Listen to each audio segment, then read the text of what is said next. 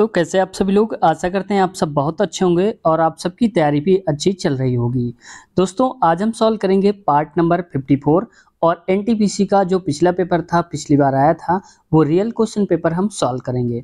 तो इससे पहले हम 53 पार्ट करवा चुके हैं एनटीपीसी के।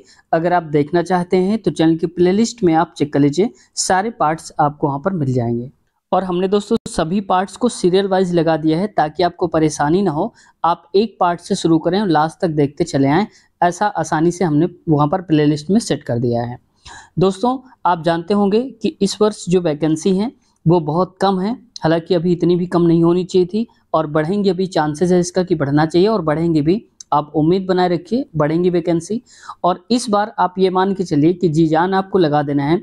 पता नहीं अगली वैकेंसी कब आए और कब तक ना आए, ये किसी को पता नहीं है। तो इस वजह से आप अंतिम मौका समझकर आप अच्छी खासी तैयारी करिए, आपकी तैयारी बेहतर हो सके, इसलिए हम प्रीवियस ईयर क्वेश्चन पेपर करवा रहे हैं। आपको आइडिया लग जाए किस टाइप के क्वेश्चंस पूछे जाते हैं, किस सब्जेक्ट से आते हैं। तो ओवरऑल हम पूरा का पूरा पेपर एक साथ सॉल्व करा रहे हैं। चैनल को दोस्तों सब्सक्राइब नहीं किया तो कर लीजिए, क्योंकि इससे आपकी प्रीवियस ईयर जितनी भी वीडियोस होंगी सारी की सारी आपको यहाँ पर मिलेंगी रेलवे से संबंधित। चलिए देखते हैं आज के क्वेश्चन को। आज का पहला क्वेश्चन है, भारतीय वायुसेना की उस विंग कमांडर का नाम बताइए जिसे 2019 में पाकिस्तानी सेना द्वारा पकड़ लिया गया था और बाद में छोड़ भी दिया गया था। तो अभिनंदन वर्धमान है, आप जानते होंगे, बड़ी बड़ी मूछें थी इनकी। जो अभिनंदन थे वो उनको रिहा कर दिया गया था बाद में। आगे बढ़ते हैं क्वेश्चन में। नेक्स्ट है, किसी वस्तु को 7% लाभ पर और 6% हानि पर बेचे जाने पर प्राप्त विक्रय मूल्यों का अंतर 104 है। देखो दोस्तों, कभी ऐसा क्वेश्चन आ जाए कि यहाँ पर लाभ दिया हो, यहाँ पर हानि दिया हो, तो आप दोनों को जोड़ दिया करिए। यानी कि 7 प्लस का 6, आप कहेंगे कितना हुआ, तो 13। ये 13% है और बराबर है 104 के, क्योंकि अंतर हमारे हिसाब क्या कर रहा है, इसमें से का अंतर है। ठीक है, तो जब कभी हानि और लाभ दिया हो तो दोनों को हम जोड़ देते हैं। ठीक है, अब घटाते नहीं। अगर लाभ दिया हो या हानि दिया हो तो फिर अंतर निकालेंगे हम। तो हमारे हिसाब से 13% की वैल्यू 104। तो आप बताओ 1% की वैल्यू क्या हो जाएगी, 104 से भाग देंगे तो कितना हो जाएगा, 13×8=104। तो आप बताओ 1% की वैल्यू 8 है, तो 100% कोई रेट होगा, तो 100% की वैल्यू क्या हो जाएगी, 800 हो जाएगी। यहाँ 00 तो यहाँ 00, तो बस वो 800 रुपए की चीज रही होगी। अगला क्वेश्चन देखो। नेक्स्ट, घड़ी की घंटे वाली सुई और मिनट वाली सुई के वेगों का अनुपात ज्ञात करिए। इनका अनुपात बताना है। तो देखो दोस्तों, आप जरा ध्यान दो। जैसे मान लो कि ये घड़ी है, मैं ऐसे बना देता हूँ, ये घड़ी है, इसमें से किसका बताना है, घंटे वाली सुई और मिनट वाली सुई। तो देखो, अगर मिनट वाली सुई जो होगी वो अगर 12 से चलेगी तो पूरी घूमते घूमते कहाँ पर आएगी, 12 में। तो आप बताओ कितने डिग्री का कोण बना लेगी, तो ये बना लेगी 360 डिग्री का कोण बना लेगी।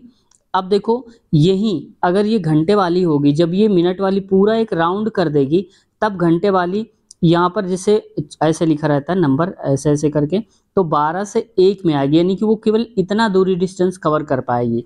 तो इसका एंगल कितना होगा, तो 360 को कुल कितने भागों में विभाजित करा जाता है, 12 भागों में, क्योंकि 1 से लेके देखो इसके बीच का हमें गैप निकालना है। तो देखो 12 भागों में विभाजित होता है तो 12 से भाग दे दो, तो एक भाग का गैप निकल आएगा। जैसे 12 से 1 के बीच का जो गैप है, तो 12×3=36 यानी कि 30 डिग्री। समझ गए आप, तो ये हो जाएगा 30 डिग्री। तो अब कह रहा था घंटे की सुई, तो घंटे की सुई 30 डिग्री बनाएगी जितनी देर में, उतनी ही देर में मिनट वाली 360 बना लेगी। तो घंटे वाली को हम आगे रखेंगे क्योंकि यहाँ पर घंटा दिया, तो घंटे वाली 30 डिग्री और ये अनुपात है 60। काट दो आप इसको, 0 0 और 3 से काटेंगे, 3 एकम 3 और 3 एकम 3, 3 दूनी 6, यानी कि 1:12 हो जाएगी। यानी कि इसकी चाल घंटे वाली की 1 होगी तो इसकी 12 हो जाएगी। समझ गए, तो 12 बार ये राउंड लगा लेगी मिनट वाली, तो 1 राउंड लगा पाएगी वो घंटे वाली। आगे बढ़ते हैं क्वेश्चन में। नेक्स्ट है, 15 डिग्री के कोण के पूरक कोण और 150 के कोण के संपूरक कोण का योग ज्ञात करिए। ठीक है भाई, देख लेते हैं। अब देखो कह रहा है कि कोण के पूरक कोण, पूरक कोण का मतलब होता है कि दोनों कोणों का योग 90 होना चाहिए। तो आप बताओ कि 15 डिग्री तो ऑलरेडी दे के रखा है, तो इसमें से आप 15 हटा दो तो ये इसका पूरक आ जाएगा, प्लस यही तो कर रहा है योग। अब संपूरक का मतलब होता है 180 डिग्री, उसमें से 125 ऑलरेडी दे के रखा है, तो आप 125 हटा दो इसमें से। तो देखो 90 में से 15 गया तो कितना आएगा, 75 आएगा, प्लस 180 में से 125 गया तो कितना आएगा, ये आ जाएगा शायद कितना 65 आएगा, ये आएगा 55 आएगा, 65 नहीं आएगा, माफ कीजिएगा। अब आगे देखो 5 5 10, 5 7 12 और 1 13, तो 130 डिग्री हो जाएगा। सही उत्तर ऑप्शन नंबर तीसरा। देखो इसमें अगर आपको ये पता होता ना कि संपूरक कोण क्या होता है, पूरक कोण क्या होता है, तो आप आराम से कर लेंगे, इसमें कोई फार्मूला नहीं लगा। तो आप याद रखना, संपूरक कोण का मतलब अगर दो कोण x और y हैं तो दोनों का योग होना चाहिए कितना, 180 डिग्री। और अगर पूरक कोण है तो अगर दो कोण x और y हैं तो इनका योग होना चाहिए 90 डिग्री। समझ गए? आगे बढ़ते हैं क्वेश्चन में। देखो नेक्स्ट क्वेश्चन है, भारत में तेल एवं प्राकृतिक गैस निगम का मुख्यालय कहाँ पर है, तो ये है उत्तराखंड में, ऑप्शन नंबर चौथा। ठीक है, लेकिन ONGC का मुख्यालय अगर पूछा जाए तो कहाँ पर है, न्यू दिल्ली में है, नई दिल्ली में, याद रखना। अब इस क्वेश्चन में मुझे थोड़ा सा खुद डाउट है, क्योंकि मैंने इसको एक बार देखा भी, तो भी मुझे इसका कोई भी सेटिस्फाई करने वाला आंसर नहीं दिखा है। ठीक है, तो ऑप्शन नंबर इसका हो जाएगा चौथा इस क्वेश्चन के हिसाब से, लेकिन इसके बारे में मुझे डाउट है इस क्वेश्चन को ही लेकर के। ठीक है, तो मैं इसमें श्योर नहीं हूँ इस क्वेश्चन में, इसलिए मैंने आपको पहले ही बता दिया। आगे बढ़ते हैं, अगर कुछ आप कहना चाहते हैं इस क्वेश्चन के बारे में तो आप जरूर कमेंट करना, मैं आपके कमेंट को जरूर पढ़ूंगा। आगे देखते हैं क्वेश्चन में। नेक्स्ट है, मुंबई के निकट एलिफेंटा की गुफाओं में स्थित मंदिर डैश को समर्पित है, यानी कि एलिफेंटा गुफाओं का नाम आपने सुना होगा, तो वहाँ के मंदिर में कौन सी मूर्तियां हैं, तो भगवान शिव की मूर्तियां हैं, ऑप्शन चौथा। अगला देखो कथन और निष्कर्ष का है, तो देखो दोस्तों कथन निष्कर्ष हर एक सेट में 1 से 3 या 4 क्वेश्चन पूछे जाते हैं, चाहे आप NTPC के ले लो चाहे ग्रुप डी का ले लो। ठीक है, खासकर NTPC में तो पूछे ही जाते हैं, आप देखना काउंट करना कितने आ रहे हैं। तो देख लेते हैं पहले इसमें क्या बोला जा रहा है कथन में, सभी पत्तियां पौधों में हैं और सभी पौधे बगीचे में हैं। तो एक काम करो, तो जब कभी सभी वर्ड दिया जाए तो 2 गोले बनाओ, एक गोला और एक उसके अंदर एक गोला। तो जिसके साथ सभी लगाए हो, सभी पत्तियां, तो अंदर रहता है, सभी पत्तियां मैं ये PT कर देता हूँ। पौधे में हैं तो पौधे को मैं बाहर वाले को P कर देता हूँ। समझ गए? अब आगे क्या है, सभी पौधे बगीचे में हैं, तो सभी फिर से आ गया, तो सभी पौधे, तो ये पौधे भी अंदर हो जाएगा, ऐसे मान लो, तो बगीचे को मैं B लिख देता हूँ। इतनी बात समझ में आ गई? सिंपल से आप ट्रिक याद रखो, जिसके साथ सभी वर्ड दिया हो ना वो हमेशा किसी न किसी सर्कल के अंदर रहता है। किसके अंदर रहेगा, जिसके बाद दिया होगा। जैसे देखो पौधे बगीचे, तो बगीचे के अंदर आएगा कौन, पौधे, क्योंकि पौधे के साथ सभी वर्ड लगा है। अब आते हैं यहाँ पर क्या बोल रहा है, निष्कर्ष कह रहा है सभी बगीचों में पत्तियां हैं, तो सभी बगीचों में पत्तियां नहीं, क्यों, क्योंकि बगीचे का केवल इतना एरिया जो है इसी में तो पत्तियां हैं, इसमें कहाँ पत्तियां, इधर वाले में। इसका पहला वाला। दूसरा कह रहा है सभी बगीचों में पौधा है, यानी कि सभी बगीचे में पौधा है, ऐसा नहीं है, क्योंकि ये इतने हिस्से में इतने पौधे, इसने इतने बगीचे में पौधे हैं, इसमें तो है ही नहीं, तो इसका मतलब ये भी गलत है। तो निष्कर्ष ना तो पहला और ना ही दूसरा सही है, यानी कि चौथा हो जाएगा, ना तो निष्कर्ष फर्स्ट ना ही दूसरा पालन करता है। इसमें दोस्तों दिया गया था गलत आंसर है, 1 और 2 बिल्कुल भी नहीं पालन करते हैं। किस पत्तन बंदरगाह शहर को अरब सागर की रानी कहा जाता है, तो कोच्चि को कहा जाता है अरब सागर की रानी। ये रिपीटेड क्वेश्चन है, आप इसको याद रख लो, जो रिपीटेड क्वेश्चन होते हैं उनको आप जरूर एक बार याद रखा करिए। आगे बढ़ते हैं क्वेश्चंस पे। भारतीय संविधान को कब अंगीकृत किया गया था, यानी कि कब इसको बनाया गया था, 26 नवंबर 1949 को बनाया गया था, ऑप्शन दूसरा करेक्ट है। नेक्स्ट क्वेश्चन में आते हैं। अगला देखो ग्राफ का क्वेश्चन देख रखा है, और ग्राफ वाले क्वेश्चन में क्या कहा जा रहा है, इसमें देखो निम्नलिखित ग्राफ का ध्यानपूर्वक अध्ययन करें और दिए गए प्रश्न का उत्तर दें। अब आते हैं क्वेश्चन में। देखो ये साल देख रखा है 15, 16, 17 और इतने इतने ईयर में, और जो A नंबर की कंपनी है वो इस कलर की है और इस कलर की येलो कलर की B कंपनी है। कहना क्या चाहता है क्वेश्चन में, कंपनी ए का मतलब ये जो ग्रीन वाला है, वर्ष 2015 से 16, तो देखो 15 से 16, तो 15 तो ये होगा इसके सामने वाला ये, और 16 होगा इसका ये वाला, लेकिन हमें केवल ए वाला लेना है, तो ये वाला आप हटा दो, केवल हमें इतना चाहिए। ठीक है, तो हौच पौच हो गया, मैं थोड़ा हटा देता हूँ। तो इसका मतलब कह रहा है कि उत्पादन कितने प्रतिशत की कमी हुई, तो पहले हो रही थी 5 की कमाई, अब हो रही 4 की कमाई, तो आप बताओ कितना कम हो गया, तो आप कहेंगे 5 में से 4 गया, यानी कि 1 की ही तो कमाई हो रही है, एक की कमाई ही तो कम हो गई, और पहले कितने की थी, 5 की कमाई, गुणे में आप 100 कर दीजिए। जैसे लाभ प्रतिशत आप निकालते हैं कि 5 रुपए में खरीदा 4 रुपए में बेच दिया, तो लाभ या हानि वही निकालना है, तो बस 20 हो जाएगा, 5 दूनी 10, 0 यानी कि 20% हो जाएगा। तो ऑप्शन नंबर कौन सही हो जाएगा, दूसरा वाला करेक्ट हो जाएगा 20%। समझ गए होंगे। अगला क्वेश्चन, निम्नलिखित पाई चार्ट के विभिन्न राज्यों से विभिन्न व्यवसाय करने वाले लोगों को प्रतिशत के रूप में दर्शाया गया है। ठीक है भाई, अब देखो यहाँ से दर्शाया गया है प्रतिशत के रूप में, ये देख लेते हैं।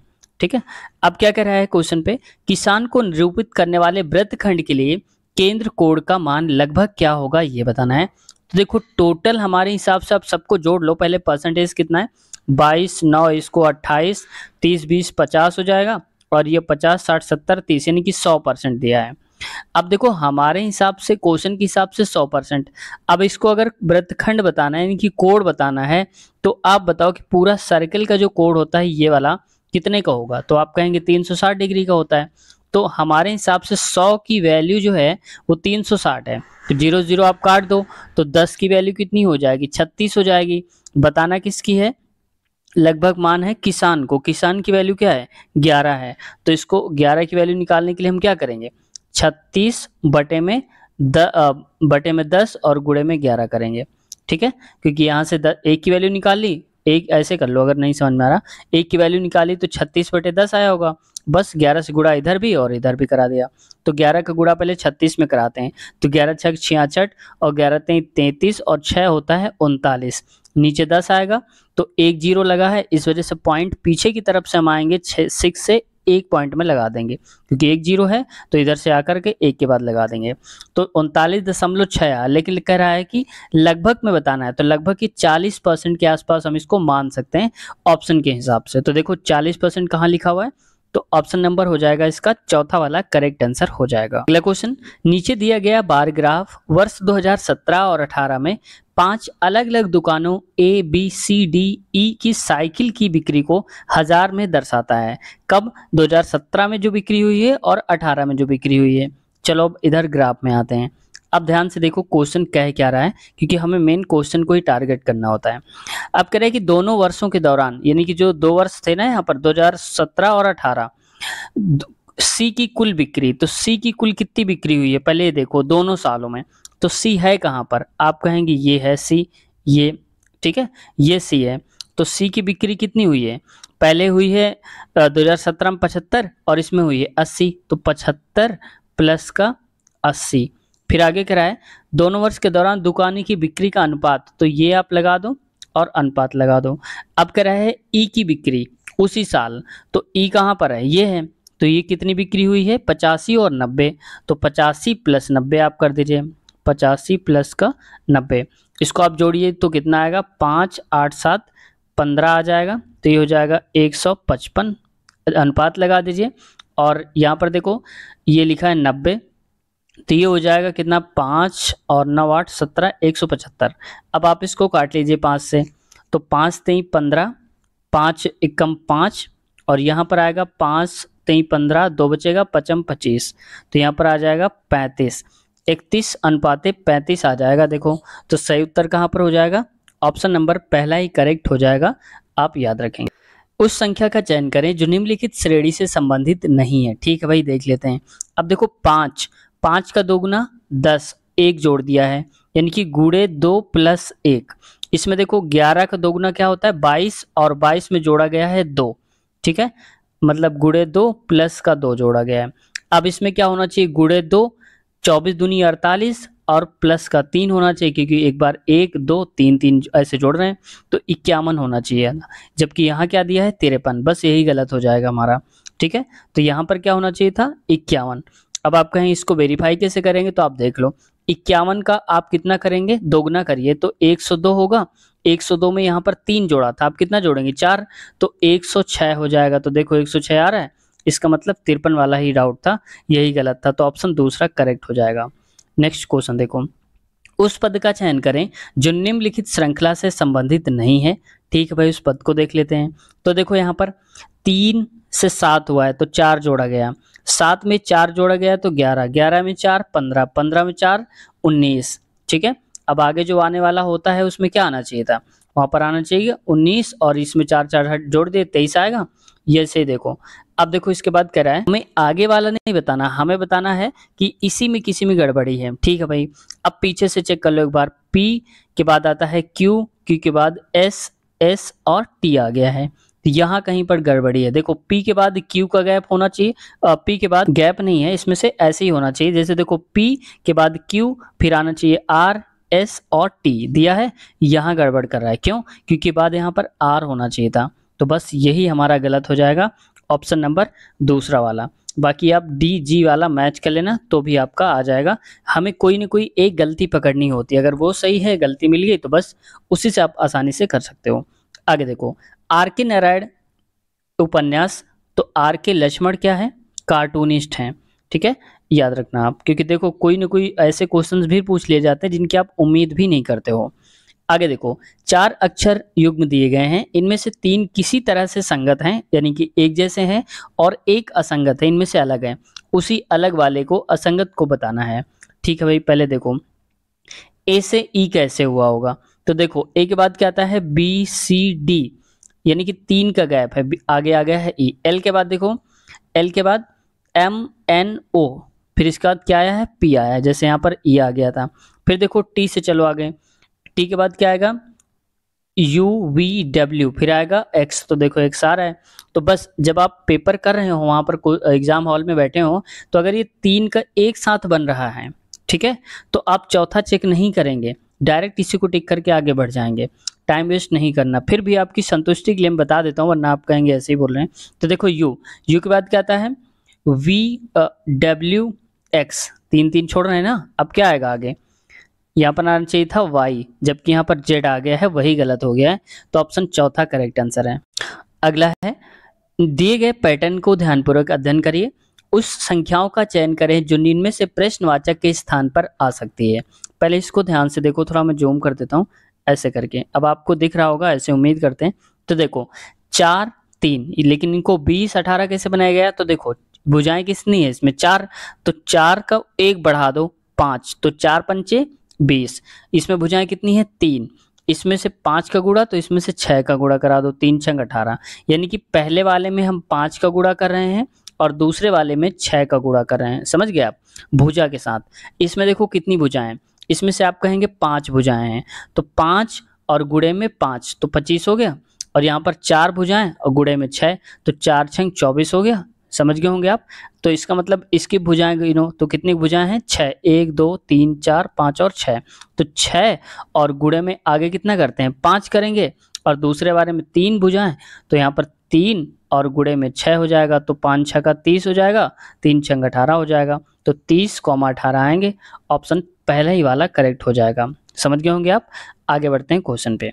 देखो नेक्स्ट क्वेश्चन है, इसमें कह रहा है दी गई घटनाओं को पढ़ें और उस विकल्प का चयन करें जो उनके लिए सर्वाधिक उपयुक्त स्पष्टीकरण है। ठीक है, ध्यान से देखते हैं। हमने बताया था कि कई बार कथन निष्कर्ष मिलेगा, आप देखना चाहे काउंट करते जाना। तो देखो 2 बार हो चुका, उससे बल्कि ज़्यादा ही हो गया, लेकिन 2 बार आप काउंट करो। घटना की तरफ जाते हैं। घटना क्या करें, इसको थोड़ा छोटा करता हूँ, उम्मीद है कि दिख रहा होगा, स्लाइड पे ही आ रहा होगा। देखो एक कह रहा है ऑफिस जाते हुए रास्ते में सूरज की मृत्यु हो गई, यानी कि सूरज जा रहा था ऑफिस, उसकी मृत्यु हो गई। ठीक है भाई। अगला क्या कह रहा है, अपनी जीवन साथी को खोने की वजह से सूरज 1 महीने से अवसादग्रस्त था, यानी कि डिप्रेशन में था। ठीक है, अब देखो जरा ध्यान से देखो, ऑप्शन के हिसाब से घटना ए प्रभाव है, परंतु घटना भी इसका तात्कालिक प्रभाव। मान लिया हमने थोड़ी देर के लिए कि सूरज की मृत्यु हो गई है, ये क्या हुआ? एक घटना घट गई। ठीक है, अब किसी व्यक्ति की अगर मृत्यु होती है तो सभी की मृत्यु अवसाद से नहीं होती है, तो आप कहेंगे उसके पास तो अवसाद था। तो आगे पढ़ो, परंतु घटना भी इसका तात्कालिक एवं प्रमुख कारण नहीं है। ये सच बात है। क्यों? क्योंकि अगर मान लो तात्कालिक कारण होता इसके मरने का, मेन जो रीजन होता मरने का, कि उसकी जो जीवन साथी है वो मर गई है, उसकी वजह से जीवन साथी को उसने खो दिया है, इसलिए मर रहा है। तो ये बताओ कि ध्यान से देखो, कह रहा है कि 1 महीने से अवसाद में था, तो अगर तात्कालिक उसको मरना होता तो अवसाद तो 1 महीने से चल रहा है, उसी दिन वो मर गया होता, है ना। तो तात्कालिक कारण नहीं है इसका, और प्रमुख कारण इसलिए नहीं है क्योंकि वो मरने के कई कारण हो सकता है, उसका एक्सीडेंट हो गया हो सकता है, कुछ भी हो सकता है ना। तो तात्कालिक कारण नहीं कह सकते हो, क्योंकि 1 महीने तक तो अवसाद में रहा ना, मर जाता उसी दिन अगर तत्काल मरना होता, अवसाद जिस दिन लगा था उसको। और कारण प्रमुख इसलिए नहीं है क्योंकि मरने के कई कारण हो सकते हैं रास्ते में, रोड में चलने पर। ठीक है, तो इसलिए क्या है, ये बात बिल्कुल सही है कि हाँ सूरज की मृत्यु हो गई, तो घटना प्रभावी है ए, परंतु घटना बी इसका तात्कालिक एवं प्रमुख कारण बिल्कुल भी नहीं है। ये बात बिल्कुल सही कही जा रही है। आगे बढ़े, नेक्स्ट देखो क्वेश्चन में, इसमें कहा जा रहा है बड़ा सा, ऐसे क्वेश्चन देखो एक दो पूछ ही लिए जाते हैं, दो से ज्यादा नहीं आते, लेकिन एक कम से कम पूछ लिया जाता है। इसमें से कह रहा है कि प्लस का अर्थ है भाग, तो पहले मैं इसको सॉल्व करता हूँ, पूरे ब्रैकेट मत लगाया करो। ये लिखा है 15, गुणा को पहले देखो, गुणा कहाँ लिखा है, गुणा ये है, गुणा का अर्थ क्या है, घटाना, तो आप कर दो घटाना यानी कि 10, ऐसे है, एक ब्रैकेट लगाओ। माइनस, माइनस का अर्थ क्या है, जोड़, यानी कि प्लस कर दो आप, और यहाँ पर क्या हो जाएगा 3, और फिर क्या लिखा है, ये ऐसे स्लैश है, और स्लैश का मतलब क्या है, गुणा है, तो आप करेंगे गुणे में 5। समझ गए होंगे आप, इसको बंद कर दीजिए ब्रैकेट। अगला है प्लस, तो प्लस का अर्थ क्या है, भाग है, तो आप भाग कर दीजिए इसको। इसके बाद देखो लिखा है 12, तो आ जाएगा 12, और माइनस का अर्थ कहीं पर दिया था, माइनस का अर्थ है जोड़, तो हो जाएगा प्लस का 8। फिर आगे देखो स्लैश लगा है, स्लैश का अर्थ क्या है, गुणा, तो गुणे में 1 कर दीजिए। यहाँ तक समझ में आ गया। आगे देखो 15 में से 10 गए तो आप कहेंगे 5 बचेगा, प्लस 3 पचे 15 हो जाएगा, ये हो जाएगा 15, और यहाँ पर कितना हो जाएगा, भागे में 12 8 20 हो जाएगा, गुणे में 1 है तो कोई फर्क नहीं पड़ेगा, तो 15 5 20 हो जाएगा, 20 भागे 20, तो 20 से 20 का भाग देंगे तो कितने बार में कट जाएगा, एक बार में कट जाएगा, तो ऑप्शन नंबर पहला ही हमारा सही उत्तर हो जाएगा। यानी कि जो नंबर हो उसी नंबर से भाग देंगे तो एक ही बार में तो कट जाएगा, तो बस ऑप्शन नंबर पहला सही हो जाएगा। आगे बढ़ते हैं क्वेश्चन में। देखो ये क्वेश्चन दे के रखा है, उम्मीद है आपको दिख रहा होगा, क्योंकि ज़्यादा जूम करूंगा तो फिर स्लाइड से बाहर जाएगा। ठीक है, आप देख लेना किसी तरह से। यदि 40 में से 35 लोग तमिल भाषी हैं तो इनमें से कौन सी आकृति सर्वोत्तम ढंग से तमिल भाषियों को दर्शाती है। अब जरा ध्यान से देखो आप, 40 लोग हैं टोटल, 40 में से 35 लोग जो हैं, अब इनका परसेंट अगर आप निकालने बैठोगे तो कितना आएगा, 0 0 कट जाएगा, और इसको फिर काट दो, कितने से कटेगा, 2 दूनी 4 और 2 पंचे 10, इसको 5 25 5 15 2 17 बटे में 2, इसको काटेंगे तो 2 अट्ठे 16 हो जाएगा, और 2 सत्ते 14 और 2 पंचे में 10, यानी कि 87.5 आएगा। ये आप बताओ इनको देख करके टोटल में, तो ये कितना परसेंट है, आप 4 भाग करेंगे अगर इसके तो ये 25 के हो जाएंगे, तो अब 25% नहीं चाहिए हमको, कितना चाहिए, 100 में से ये घटा दो तो लगभग 12.5% चाहिए, और ये देखो ये क्या है, उससे भी ज़्यादा है, 75% है, तो ये नहीं होगा, बचा हुआ हमारा यही हिस्सा होगा, ये वाला चौथा वाला। ठीक है, इतना हिस्सा उसका 12 के आसपास आ रहा है, ये थोड़ा अंदाज़ा में हम कह देते हैं इसको। आगे बढ़ते हैं क्वेश्चन में।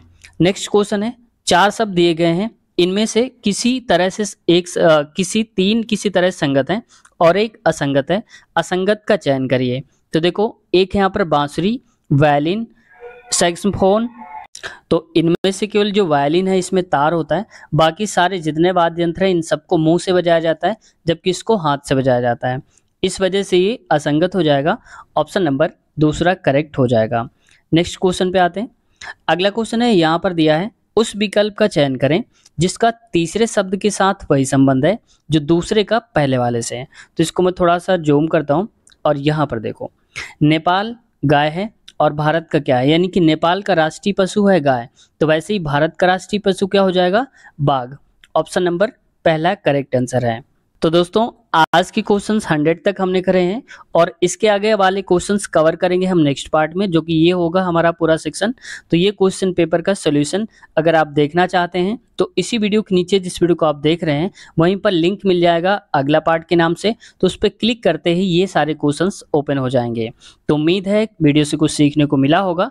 अगर चैनल से कुछ सीखने को मिला हो तो चैनल को सब्सक्राइब कर लीजिए और बेल आइकन भी दबा लीजिए, ताकि जब भी वीडियो अपलोड करें आपके पास नोटिफिकेशन आ जाए और आप वीडियो को आसानी से देख सकें। साथ ही साथ दोस्तों हमने कई सारे क्वेश्चन पेपर करवा दिए हैं, LP technician, railway group D और एनटीपीसी, तो जो भी आप देखना चाहते हैं तो हमने सभी की अलग अलग प्लेलिस्ट बना दिया है, तो जिसको देखना है तो आप उसी प्लेलिस्ट में क्लिक करिए तो डायरेक्ट वही सारे पार्ट्स खुल करके आ जाएंगे। और साथ ही साथ रेलवे इंटरव्यू अगर आप देखना चाहते हैं तो अलग से प्लेलिस्ट आपको मिल जाएगी रेलवे इंटरव्यू के नाम से, और जितने भी प्लेलिस्ट की एक एक वीडियोज़ हैं उन सभी की लिंक आपको इसी वीडियो के नीचे डिस्क्रिप्शन में एक एक वीडियो की लिंक मिल जाएगी, तो आप यहाँ से भी देख सकते हैं। दोस्तों चैनल को अब तक सब्सक्राइब नहीं किया तो उम्मीद है सब्सक्राइब कर ही लिया होगा। मिलते हैं नए वीडियो में, अपना ख्याल रखिए। कुछ कहना है या पूछना चाहते हैं या कोई सुझाव देना चाहते हैं तो आप कमेंट करिए, आप सबके रिप्लाई देने की कोशिश करेंगे। मिलते हैं नए वीडियो में, अपना ख्याल रखिए। Take care.